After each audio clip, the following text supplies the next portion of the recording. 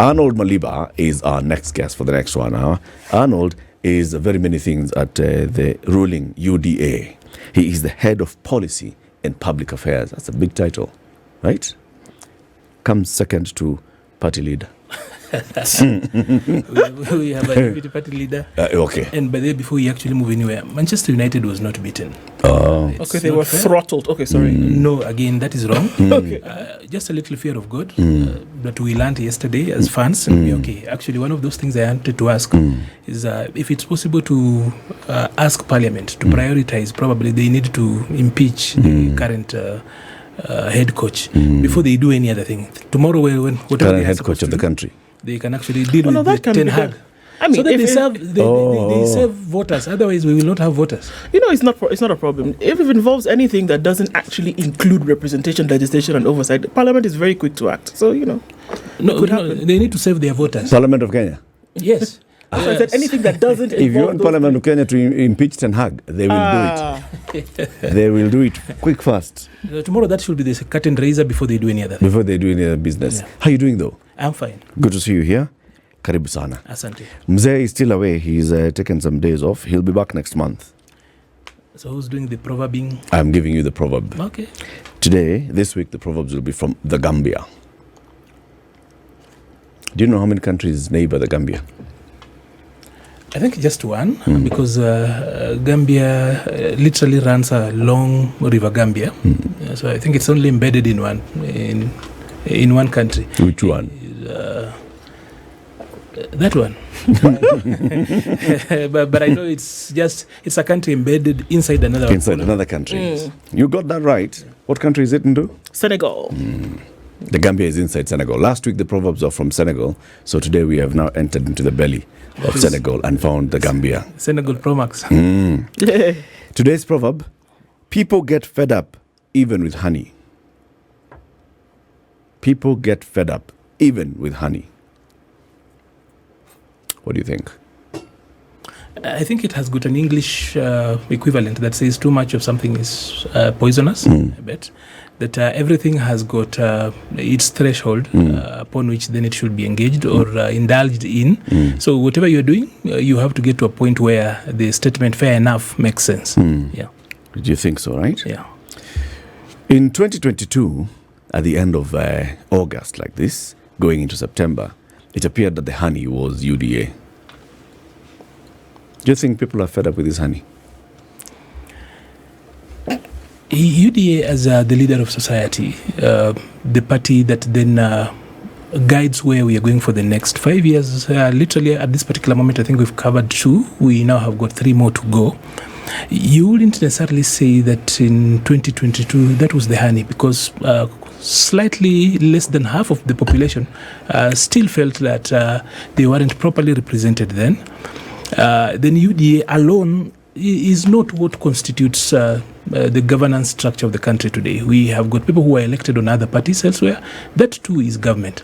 So I might... Which party got the most elected leaders in 2022 elections? Of course, UDA. Okay. Yeah. So UDA was the honey in 2022. Unless you talk about the other parties as deputy honeys, but yes. We are talking about UDA. So was UDA the honey or not in 2022? It still is. Okay. Yeah. People are not fed up. People could be fed up with ideas, but not the concept of what UDA stands for. Okay. People are not fed up with the concept of honey. People could be angry with, because if you get fed up with honey today, you'll still need it tomorrow. You'll need it a day after. It doesn't lose its value or essence just because today I've had enough of honey. So the point is that whereas there could be a little bit of issues, like for example what we're trying to do at the moment, we are having conversations with young people across the country, specifically targeting college-going students, having a conversation. Because like I've said before, conversations and dialogue looks easy, but it's so difficult, and that is why people fight physically. People would rather get into shouting matches, lashing up, but not talking, because talking is difficult. Yeah. Okay. So in the position where someone could be tired of something, something has, gotten them fed up, as we see, which is normal human habit, that you're likely to look for an alternative for that thing which you're tired of or that you're frustrated with, you don't like the taste anymore, do you think that that could be a threat, potential one, to say that, okay, this UDA thing that was promised to us, or these tenets or ideologies or whatever it is that was presented, are just not working for Kenyans anymore, and that they might look for an alternative? That line feels so much like a cheetah's line. A cheetah like the animal, or a cheetah somebody who plays you? A cheetah who plays. Oh, okay. You get fed up with the ndu, and then of course you can use around that. But then the human nature is not structured. Even society, the structure of society is not made in a way that we can walk away whenever we don't feel like. Because whereas your emotions are actually valid, they are valid at any particular point, a behavior out of that always needs measure, because if then we equate our emotions and behavior, then we lose that. We will not be a civil society. We will not be civilized. We will not be people. But the human animal and the human society is way, way complex, and it cannot be addressed in a linear manner, such as that particular line. That for me looks quite linear, because it's quite complex. Just because we have had a few complaints here and there doesn't really necessarily mean that now I can walk away from family. It doesn't mean that today, if I don't feel like I'm a Kenyan, I can simply, of course, we've got the option of denouncing it. But deep down, we know we are still Kenyans and we love being Kenyans. So everything else is superficial. Otherwise, that concept might not really apply in the discussion that we are having, at least for the purpose of the conversation that we're having now. Yeah. Okay. Because we invited you so we can look back at what's happened, this year. Yes. Towards the middle of the year, when you had the Gen Z protests, we saw the reaction, we saw the response from the government, and we are seeing now the political mood of the country. Do you think the political mood of this country at present, what we are seeing politically, what we are seeing, the Deputy President impeachment threats coming, and so on and so forth, do you think it's a reflection of what the people were communicating to those in leadership in June, July? I do not think so. And that's why I think I'm so happy to have this particular conversation, that we are so quick to forget a lot of times, or rather we would love to forget where we've come from in the last 3 months or so. But from where I sit, and even where we sit as a party, we know and we acknowledge one thing, that the foundations of our politics changed fundamentally, that our politics changed in a way that cannot be wished away, and that them that are in leadership, whether you are elected as an MCA, an MP, or whatever you are doing, you must remember one thing, that we will still not organize politics the way we used to. After 25th June, the country changed. The country we have is very, very different. And that I would say partly is because of the Kenya Kwanza approach to politics. Because for the longest time, we had embraced the politics of identity. It's Kenya Kwanza that pushed through the politics of issues. And if you look at meaningfully, that is. And if you look at the Gen Z protests in June, from May coming all the way to July, you will actually realize that they were simply issue-based. Those young people really did not care if you are donning yellow, you are donning orange, whatever color you're putting on. If you are in charge of an office, you've got something to do in the provision of public goods, just do your damn job. That is all they wanted, and that is all they still want. Why I say that what we have now, and that is why for me I don't think that what we are giving preference, or rather what we are giving priority on front pages, is anything that actually speaks to the situation of the country. But that then speaks to a lot of our politicians, that they've forgotten where we've come from very fast.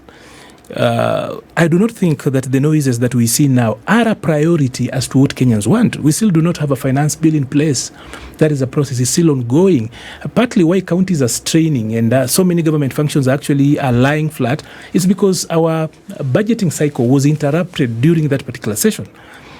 People actually had a referendum. They went to parliament. They had what essentially in proper societies would pass for a motion of no confidence to the House of the People. And therefore, the people in parliament must raise above the fray.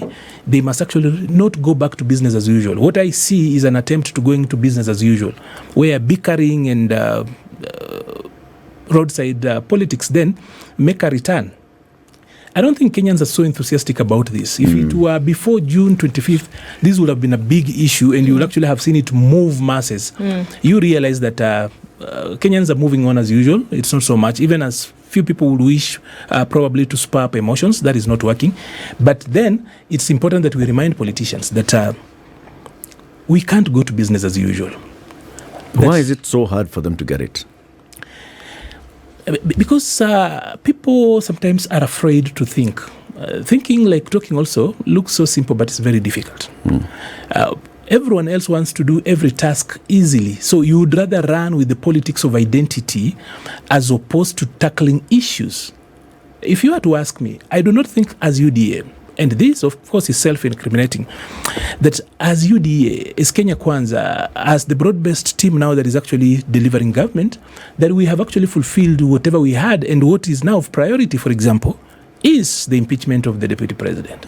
That should happen. It should be silent down there if they have got problems. That's why we at the secretariat in the party are waiting for the organ that is the parliamentary group, the PG, to meet tomorrow. They give us directions and we move with it, we dispense of it just as any other business, because we are in government to deliver public goods. We are in this to actually administer state. And this is not part and parcel of it. It's one of those footnotes that should not be given a lot of priority. But then politicians really need to remember that the way those who are elected came to power is not the same way they'll be elected in 2027. Kenya changed, and it changed so much. Yeah. It's no different from what has happened historically. It's no different that we'll always see dog wagging when it comes to issues that should actually be discussed and paid attention to. There's way too much going on in the country at the moment to then have us all held hostage, in my opinion, to things like this. There's too much going on. There's too much that needs attention. But I'm curious as to what you said has changed in the way politics is being done, because if you ask me, nothing has changed and it still continues to be the same thing. From June 25th until today, September 30th, what would you say has changed in the way things have been delivered for Kenyans from a government perspective, from a political point of view? I think so far the government did align with the changes that had actually happened, because the body politic actually brought new rules to how we do our politics. And up to now, I do not think that the issues that brought people out there have really fully been worked on. Because a number of them, of course, were systemic, a number of them take long, but the quick ones that were worked out ended up there. But there are still a few issues that I feel, they're not few, there are still many issues, specifically in the way we administer state, in the way we provide public services, in the way we treat running of public affairs, that need to go back to where the post-25th Kenya. But then that's why I'm actually thinking that, and then if we were to change, I don't think that it's this the politics that is holding this. If you go to the party, business is going on as usual. This is not even a major issue. Also, the media also need to actually realize that as a country, we moved on. Otherwise, we will actually push ourselves into extinction. Moved on from what, Arnold? Because I think that forms the basis of my question. Moved on from what? We have moved on from business as usual. When I talk about business as usual, I'm talking about business politics the way we used to conduct it before the Gen Z. When such like headlines were the drivers of traffic, when such headlines were what actually dictated what the masses want to hear. The masses want much more than that. Tomorrow, we should be going into the social health platform, moving away from NHIF. It's actually of so much concern. There are so many questions that are being asked. But you look at the headline today, that takes a second page. And that does not just speak to the media alone, also speaks to the politicians. That if they still think, and that cuts across, that if they still think that we will run with the politics of identity, that we will go around doing this vipindire and drama, these razzmatazz, it will not get them elected, because you can actually feel the anger. We at the party are cognizant of that particular fact, that there's anger out there. The issues raised were legit. So they still are unaddressed. And this is not, whereas it's important when it comes to democracy, because the structure is as important as the work it does. This cannot be something that we are giving so much bandwidth. We are giving too much space to this. But this thing should be a page 3 story. So then, I'm going to ask again, Arnold, what has changed in the way business is done from a government perspective, from a government point of view, between the 25th of June, after those protests arose, and today?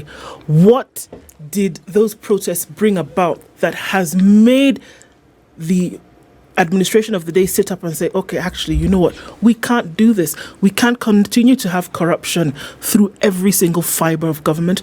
We cannot continue to give lackluster leadership when it comes to things like education and health and infrastructure. The shift that you talk about is in a mess already, and it's not even been rolled out. Education is through the roof in terms of nonsense that's going on from here to there.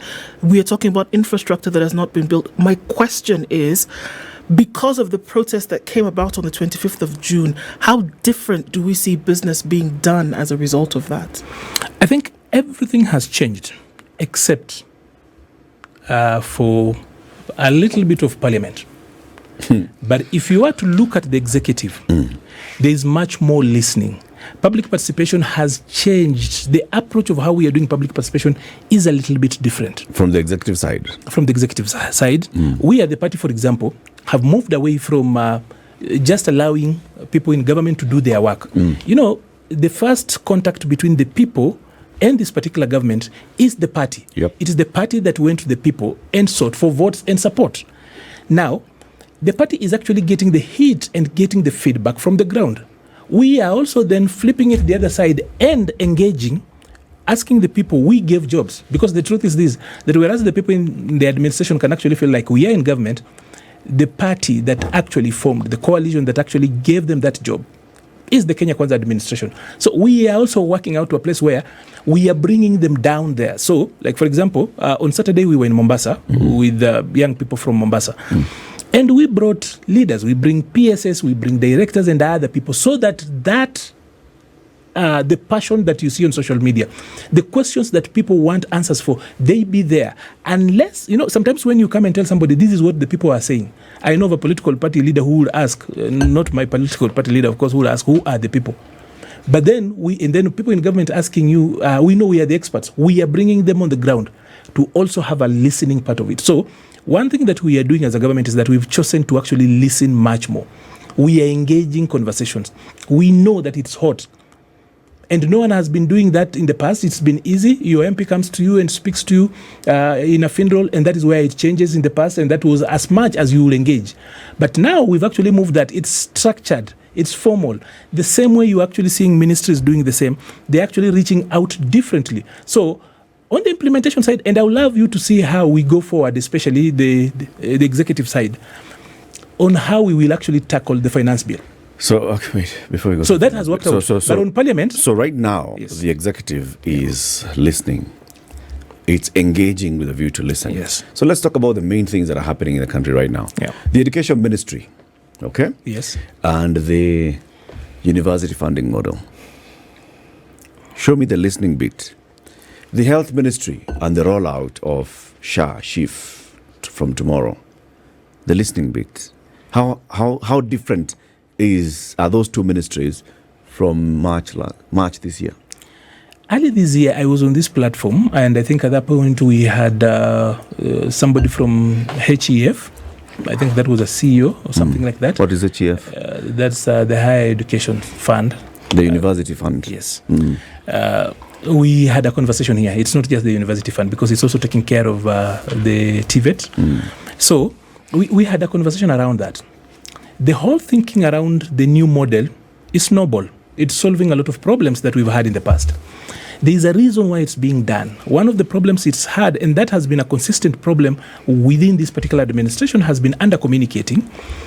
But you asked me what is the listening bit. There's been hue and cry about its implementation.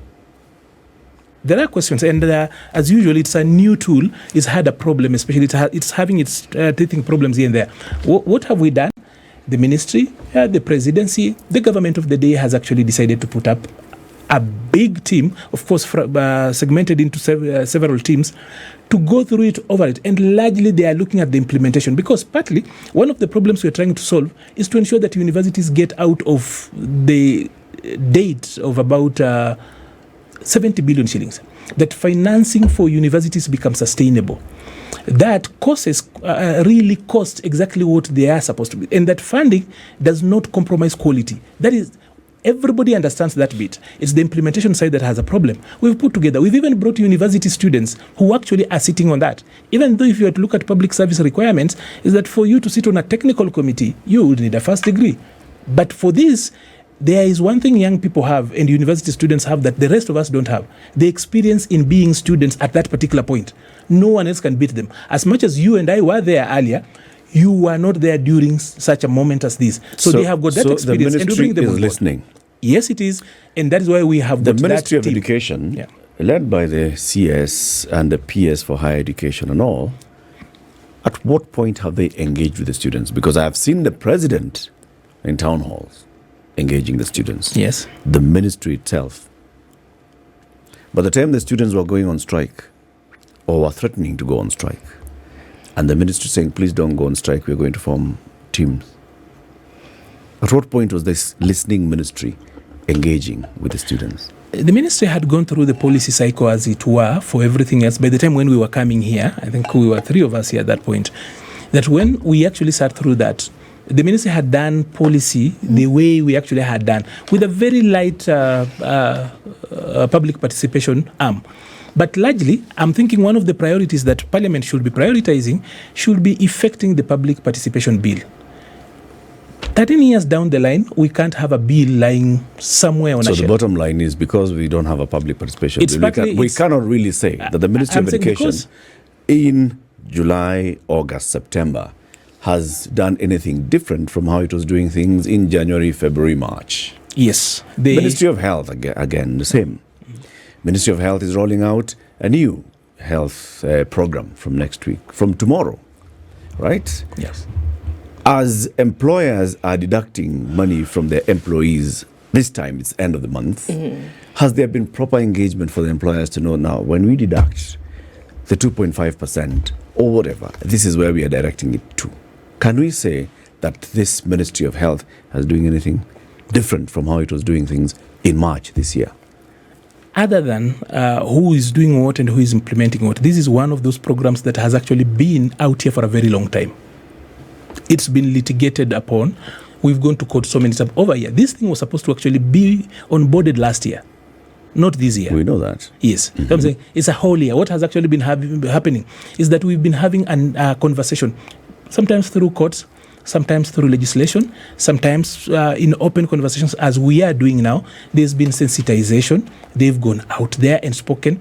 So for the many times that it's been postponed, and again, it will be important that we communicate this properly, that they are migrating to a new platform and that we are not starting from scratch. That even as the employers work out that, there are systems in place to migrate it easily onto the new platform. That is understood. But of course now there are other procurement attendant questions that are actually are coming up now.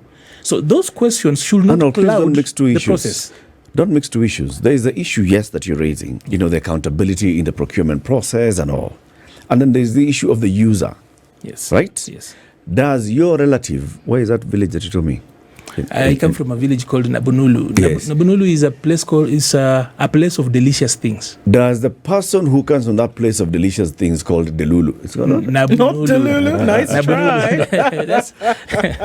Nabunulu. Nabunulu. Does somebody in Nabunulu know what's happening from tomorrow? Yes, quite a number. Do they know? Yes. That I register into this thing? Do they know that I then get to pay towards this thing?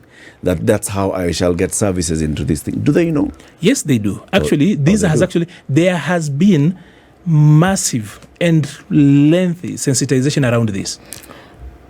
People are being talked to. You can actually look at what is actually happening. And that's why I'm saying that we are mixing two things here. In Nabululu? People are doing it on phone. It's on radio. It's everywhere. You are on radio here, and but then this one is a full spectrum radio. Yeah, and I haven't heard it. You've not heard it? In Nabululu. Sorry. No, I have to ask you this because to be very clear, Even on Radio Maisha, our sister station, I listen to it throughout. You've not? There's awareness on what you're supposed to do, and that there's awareness that tomorrow, if you walk into hospital, tomorrow, the 1st of October in Nebululu, will you actually get services without paying another extra cent? Actually, it's a very small village. It doesn't have even a hospital. It's so small. You're seeing some of your members in political position are still giving more prominence to things that shouldn't be getting number one prominence in terms of their attention, right? For example, this issue that they're about to do right now, there are very many other things that they should be doing, and you're waiting for the political party to call a PG so that then you can see that you can get direction. What role does the secretariat of the party have in maybe advisory to the leaders of Kenya Kwanza? The secretariat, of course, is the implementer of party programs, activities, and of course initiatives. The other thing that the political party, the secretariat does is we then do generate data, we build up policy positions, and then push it upwards. That then informs the political different organs in the party. That, of course, now because we are the leader of society, of course, percolates into government. And the same also works the other way around, that a few programs could actually come from the other side, and then we help government to also help them ensure that it gets to the ground. So it's two-way, it's cyclic, it's complete cyclic, working all around. If you see, for example, the PG advising you to go a certain route, and you can see clearly this is disconnected from the people, what do you do? I do not think that the PG could actually be entirely out of things that do not interest people, or rather do not affect the party. If, for example, this is I actually look at this as an administrative issue. If in the process of running affairs, we find that there is an issue or two that are hindering the delivery of services, then of course it's important to sit through and do that. But I would say that I think the media in collusion with a few people are giving this too much light. There are so many things that UDA and Kenya Kwanza, we do out there, serious stuff. And they don't find themselves on front pages here. So I'm just saying... Serious things, huh? Yeah, there's serious stuff. Like government has been running. We've been able to sustain this government. We've been able to actually stabilize it. It's not been easy. It's not been it's not a walk in the park. So those important things do not find very good pages to actually lie on. Sometimes they go unreported. But then when we have got this periphery stuff, like just a party trying to whip its members into line to ensure that it's working optimally, then it's now stealing headlines and everything else. Like I told you, at the party, at the secretariat specifically, this is big news. We are busy doing other things. What the media is doing is basically just highlighting that your leaders appear to be taking this as their primary focus, their primary attention of your leaders. They have not told us at the secretariat, and that's what I'm telling you. This is one of those issues that you discuss as a by the way. This is not a priority. So this is a by the way issue. It's a by the way issue. It's a small issue that the PG, one organ of the party, is dealing with. The other organs of the parties are busy. Next month we have got elections running in November. Arnold. The National Elections Board is running with that. Arnold. We at the secretariat are running our programs. Arnold. We've given the PG this little matter to deal with and dispense of it. Arnold. Yes. Vacancy in the office of the president or deputy president is not a by the way. It is a by the way matter. It cannot be a by the way. Because number one, vacancy in the office of the president cannot be a by the way. Eric, show me how that's a by the way. Eric, if this was a vacancy or a vacancy, whatever way you want to use it, in the office of the people, I'd be worried. The office of the people, the body politic that we serve, who actually have got all sovereign power, are out there. Their business is unaddressed. You cannot tell me that this is so big that then we stop dealing with the business of the people. We refuse, we stop being focused and then come to this particular end. Kenya is honestly much bigger than its leaders. Kenya is bigger than UDA. Kenya is bigger than its politicians. The people of Kenya are sovereign. They are actually the supremo. And therefore, for us, when I tell you that this is a by the way, there are so many other issues we are dealing with. We've got bigger issues that are going to transform the lives of the people. And just keeping discipline, housekeeping on a matter of leadership up there that involves one or two people, that cannot be a priority issue. And that's what I'm thinking. The collusion between the media and a few people to actually give this one front page. Why is your party leadership making this? Have you heard the president, for example, speak about this? No, he's not spoken. The president is busy doing other things. Even those who are commenting, like in Parliament, the speaker the other day just said, this is a little matter, we will deal with it. It's not as big as headlines are making it. The deputy speaker said, we shall impeach and I will lead. The leader of the majority has said... Does he have an option? He's the leader of the House. So he has to do it. The leader of the majority is spearheading this and has said, I will vote yes if it comes. Whips of the party in the House have said, we are taking this head on. Let me read a quote for you. The majority whip, Silvana Sosoro, we advise the president to keep off this and let MPs do their job. Gachagua must go. Exactly my point. And that reinforces my point. And this Arnold, this is not removing the deputy party leader of UDA from the party position. Because that would be UDA internal housekeeping issues. If it implodes, let it implode at the corner. This is occasioning vacancy in the presidency. Again, that is a job that is done by Parliament, an independent body. The head of the executive that you say is now responding to the people of Kenya is chopping itself in half. I'll tell you, if politicians seated out there, this is not entirely a UDA affair, because if you're going to impeach the person of a deputy president, it is the function of Parliament, and then, of course, it has got a long process. There will even be public participation. It's not something that they're just going to vote on and it ends at that particular point. But if you look at Osoro's point, reinforces my point that this is by the way, even the president should stay out of it. It's none of his business. Parliament is an independent body. If Parliament is dissatisfied with how an individual is actually working, they censure ministers, they censure PSs. And there has been processes, for example, where Parliament, specifically the Senate, goes through and ensure that people are impeached, including just the other day we impeached Kawira Mwangaza. So this is a process that will be around for a long time. And once Parliament has actually satisfied itself of this particular matter, then it will move to the party organs. As it moves to the party organs, when it gets to our part at the secretariat level, we will also do the needful. But at this particular point, it is in Parliament.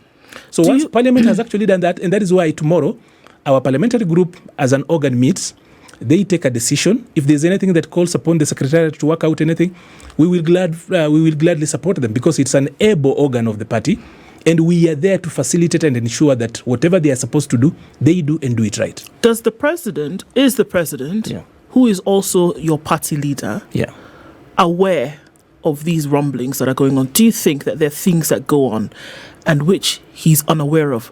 He's the president, he's the party leader, but he's also Dr. William Ruto, who is very involved in details. Do you think it's possible that he's not aware that there are people who are pushing a particular agenda and is either okay or not okay with it?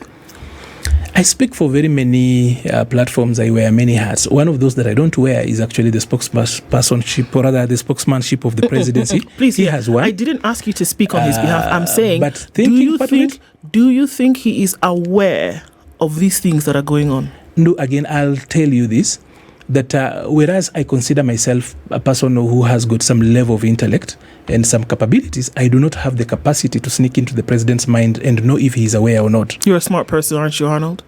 You would see that you are a smart person. I'd leave that to you probably to tell me. But to say that, do I think, now that he has actually convened the PG, he definitely knows. That is why he's convened a PG. He will be chairing it, and here members of parliament are telling him that they want him to stay out of it because it is their business. So he definitely has had it, and that's why I'm telling you that from where we sit as a secretariat, this is a by the way issue. Unless and until a competent body organ like the PG has sat and given us direction, we are just reading these things in newspapers like the rest of you. I think I'm a bit worried. I'm a bit worried because unless it is an Arnold Maliba position, that if you can see the presidency and half of the presidency seeking to be removed by the House of Parliament as a non-issue. No, can we get this properly? That's a wrong way of framing this issue. The presidency does not have fragments, that there is a half, a 50%. It is that mentality that we have got some sort of shares in the presidency. The presidency, look at this, the president is actually, one of those things the president is a symbol of national unity. So if we are starting to talk about half the presidency and the others, we are already fragmenting that, and that is constitutional. Perfect. The presidency so a is part one. of the presidency, it is one. Yes. But there are elements that make up.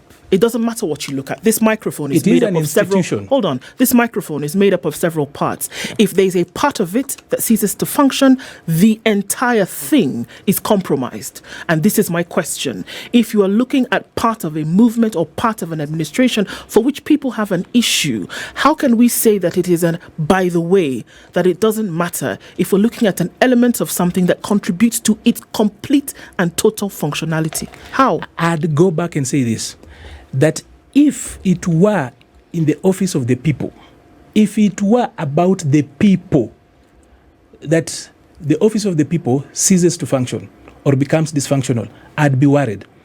That speaks to the exceptionalism with which we treat our leaders and leadership and politicians in this country. We must remind politicians that they are ordinary people. They are stewards who simply have been given an opportunity to serve the people of Kenya. Otherwise, if we have got this level of exceptionalism that there are people who are more than others, we lose the very spirit of the Constitution. Kenya will be there whether you and I are not there. You and I were not there during independence. We were not there when Mzee Jomo Kenyatta left. A number of us got born along the way when Moi was in control. But Kenya is actually perpetual. We keep on moving. Politicians must know that they are there on term. No one should actually look at their positions. And by the way, we should not confuse the person, the position, and the institution. Mm-hmm. That we shouldn't do. And that's what I'm telling you. People are having an issue with an office holder. They do not have a problem with the office. Specifically, I do not think that the Deputy President, His Excellency Rigathi Gachagua, is the exemplification of the office of the Deputy President. He's not the first holder, and he's not going to be the last one. He therefore does not own it as of right. It's not him. It's not the office. So you cannot say that the office is failing to function. The office is functional. The presidency functions. When you go to a ministry as a CS, you're just one person. That's why when you go, you've heard about PSS being told by directors and other staff that utatuacha tu hapa. They've seen, if there are people who understand the fluidity and the continuity of government, I think it's civil servants. All Kenyans must actually treat people in office that way. And we shouldn't cling to these issues. That's what I'm thinking. It's not a major issue. It should not be treated as if the country is actually going down. The country is not going down. The office is not dysfunctional. The office is not a problem. If people have got a problem with a person and how he's conducting himself, if Standard Group today has got a problem with how you conduct yourself, they don't scrap the show. What are you saying, Arnold? I am simply saying that we are making a mountain out of a molehill. Okay. Who is we? The media and a few people who are making noise about it. This is a small matter. Kina Yua Osoro and Kina Kimani Ichung'wah and Kina Didmas Barasa. And they are making noise out of nothing. They have a right. They do that every time they are out there. Can you tell them that?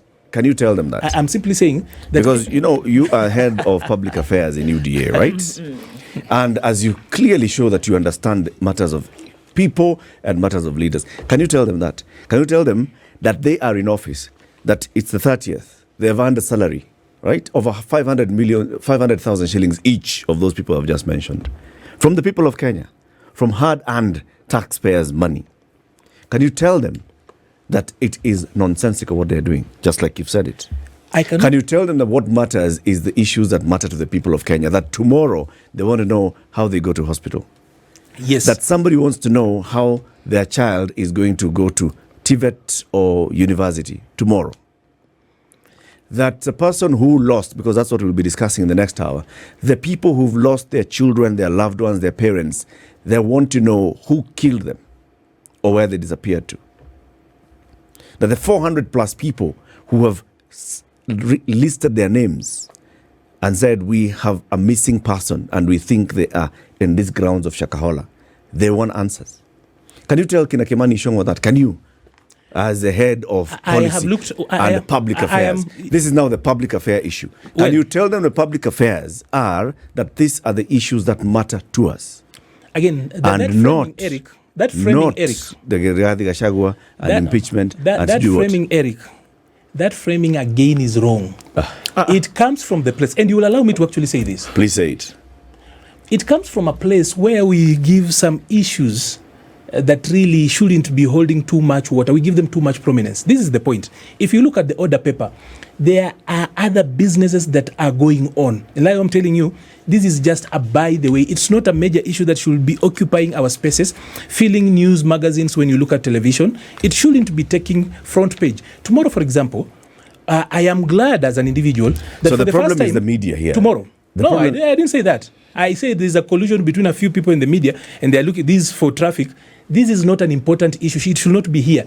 Let's talk about tomorrow. So, can you tell your party leader and his deputy and the leadership of the party that calling a PG to discuss this issue is actually wasting their time? That's not entirely what the PG is about. This is one of those issues. Can you tell them that it should not even be one of those issues? It's a by the way. It should be an AOB. Eric, listen now. Let's get moving here. Is there an agenda for tomorrow's one, meeting? There's so much. Okay. Tomorrow, for example, we are launching SHIF. Is this issue AOB? Once I look at the order paper, I will share with you, but I know others that we've actually prepared. The Secretariat, for example. Can you tell them that if it's not AOB, then they are wasting that's what I'm telling you. time? We at the party know that this is an AOB. It's not an important issue. And it must stick to that. The rest of Kenya should not be treated to this charade. Tomorrow, people for the first time, you can walk into a faith-based institution to a private institution, so long as it's registered, and get the same level of services as we used to get in government hospital, for example. There are newer things that But we are will planning not. on board. But we won't get it tomorrow. Okay. But Until we launch, you and I have not been to tomorrow, and I am in the planning part. So until you get there, Eric, you cannot, as a matter of fact, say that we will not. Arnold, people have tried to register onto this thing. I have registered Bangor. Those are teething problems. It doesn't mean that tomorrow the teeth of that person who has not been able to register mean that they cannot go to hospital. No. That is not a teething problem to them. Eric, you cannot make a qualitative statement on a quantitative issue. Honestly, we shouldn't go that direction. That it's working, it's being onboarded. Tomorrow we are launching and moving forward. After dilly-dallying around this mountain for the longest time, those are the issues that matter. So there will that continue to be registration of people. The task force that is working on higher education funding, for example, is sitting and coming up with proposals. We are 130 people. We have got committee. IBC coming up. We are waiting for court to rule. That is more important because we have got over 10 places that are not represented. That people want food on their tables. We have harvested. We want to find for value addition. Those are the issues that should be moving on. This is a by the way issue. It's a small one, and we should not make it big. Anyone trying to make it big is taking us back to business as usual. It's a constitutional issue. It would be. I would agree with you. It's a very small issue. Even my food on the table is constitutional because Article 43 is in the Constitution. If UDA was calling a PG to discuss the removal of their deputy party leader, among other things, it would be okay. But if UDA is actually calling to consider spending valuable parliament time to discuss the impeachment of a deputy president, then that's a big thing. It's important. It tells you the thinking of the leadership of UDA. It's one of those things. For example, how many bills are pending in that parliament? They have not moved. How many bills? There's a bill on disability that has come from the Senate. It's sitting in the National Assembly waiting to be processed. Will it be processed? No. Why? Because time will be taken to discuss this particular issue. This is a motion and not a bill. A bill has got a process to it. That's what I'm telling you. This is a by the way. It's a small issue. Time in Parliament is time in Parliament. This is if UDA is considering that these are small issues that you want to occupy our time the media, we are asking the media to treat this as a small issue. That's what I'm here actually here. But you are giving it headlines. Yes. You are not considering it to show the people of Kenya how their leaders are thinking. You the priorities. are thinking as Kenya before. The priorities. This is not a priority. As NHIF dies, this is Look what... At this. It is not the government that actually gave NHIF a very small this is what the leadership and made this bigger. It's not UDA that did this. As grade 9 preparation... This is the standard group that did this. Arnold. This is important. As grade 9 preparations... issue is important. But you are making this a sidebar. This is what the splash for the leadership of the party... This is not important, Eric. Please, in that PG tomorrow, as the head of public affairs for this ruling party, I wish they give you time as a secretary to present what the people of Kenya consider to be important. We have done all that. And I hope that they'll listen to you. We have done all that. And I hope that in your presentation you'll tell them that the removal of a deputy president should not be occupying the time of a leader as busy as the leader of majority in the National Assembly, or as leader as busy and head of an institution as the Speaker of the National Assembly, or the Deputy Speaker of the National Assembly, or majority leader in the Senate. That those are not the issues that they should be concerning themselves with. It should be they're concerning themselves with delivery and making sure that the next bill that they process in Parliament goes through proper public participation so that we don't go to court and call it unconstitutional. Because Parliament is just doing unconstitutional things apart from this one that they consider most important. No, I'm just saying that it's not Parliament that published the standard today. It's not Parliament that actually decided the headline. It's your editorial board that sat down and chose this. That's why I'm saying that this is a small matter, like so many other things that are happening down there. For example, my water yesterday broke up. It cannot be a headline. So let us your water push broke. These things. As in the piping broke down. So it cannot be a headline here. Arnold Maliba, it's a small thing. He's head of policy and public affairs at UDA. He's been our guest. This is the Situation Room, the only way to start your